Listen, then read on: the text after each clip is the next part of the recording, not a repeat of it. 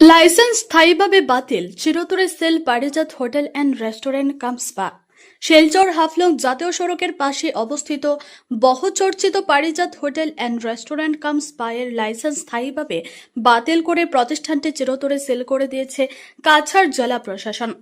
মঙ্গলবার আইনানুগ প্রক্রিয়া সম্পন্ন করে জেলা প্রশাসন ও পুলিশের যৌথ উদ্যোগে এই পদক্ষেপ গ্রহণ করা হয়।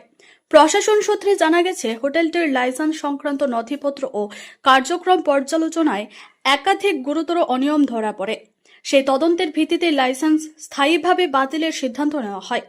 পরে পুলিশ সুপার রজত কুমার পালের উপস্থিতিতে প্রশাসনের কর্মকর্তারা আনুষ্ঠানিকভাবে প্রতিষ্ঠানটি সিল করে দেন। এ প্রসঙ্গে রজত কুমার পাল জানান, অবৈধ কার্যকলাপের সঙ্গে জড়িত হোটেল, রেস্টুরেন্ট ও স্পা সেন্টারের বিরুদ্ধে পুলিশের অভিযান ভবিষ্যতেও অব্যাহত থাকবে।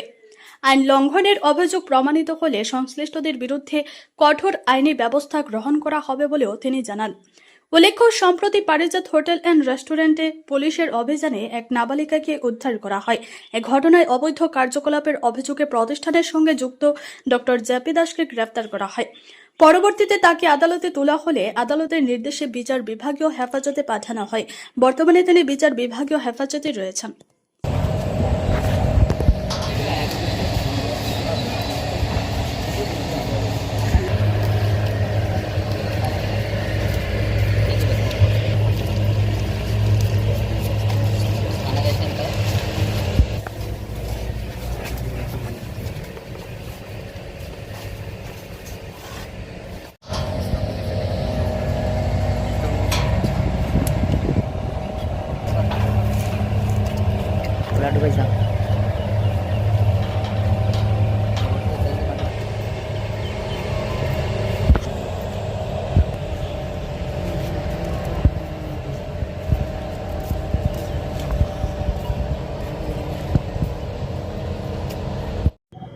जैसा कि आप सबको मालूम है कि पिछले कुछ दिनों में जैसे यहाँ घटना घटा था, एक माइनर विक्टिम को रिकवरी यहाँ से हुआ और साथ साथ में जो भी इमोरल एक्टिविटीज़ यहाँ चल रहे थे उसके रिगार्डिंग में जो हमने केस रजिस्टर किया है और जो इस होटल के जो ओनर है उसको डॉक्टर जेपी दास उसको भी अरेस्ट कर लिया गया है। और इसके बाद हमने ये डिस्ट्रिक्ट कमिश्नर ऑफिस में हमने एक रिपोर्ट सबमिट किया और उस रिपोर्ट के चलते सराई एक्ट के अंतर्गत कार्रवाई करते हुए डिस्ट्रिक्ट कमिश्नर सर के ऑर्डर से आज ये होटल परमानेंटली सील कर दिया। अभी ये